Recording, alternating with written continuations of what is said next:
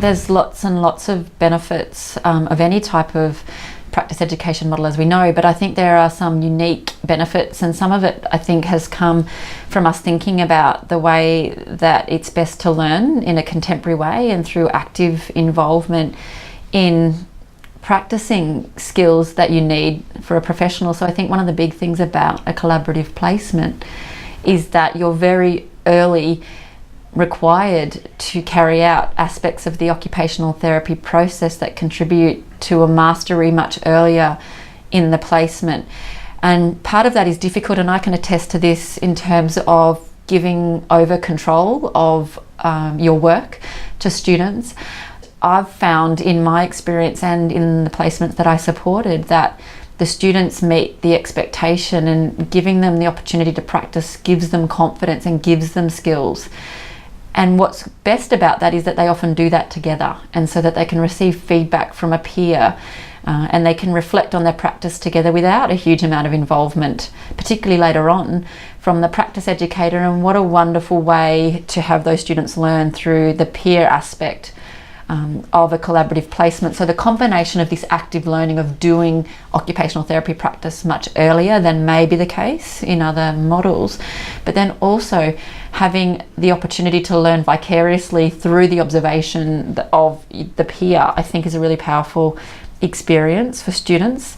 And in that way, us as practice educators can be consultants in that process, and those students can really take forward their learning and really own their learning, and also the therapy that they're providing. And I've seen such a great improvement in students' confidence, their knowledge, their attitude from participating in a collaborative placement.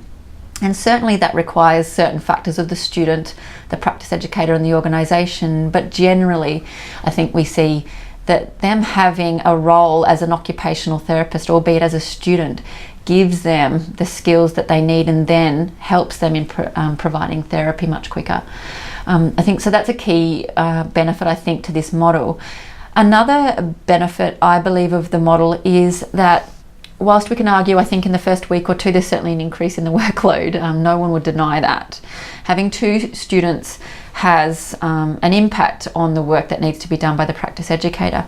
But I also know it's an opportunity, and certainly in my experience from week 3 onwards, to have a situation where the students can really take control of a caseload, where the context is right, and really deliver services that are more in-depth and extensive than what I've been able to provide as a sole therapist, through having two of them deliver services to clients on your behalf with you as a consultant. And there the opportunities are for us as educators to carry out research and quality improvement and other roles that we need to do. So I think there is an opportunity in the collaborative placement for the workload of a practice educator to be reduced, where things all collide and go well.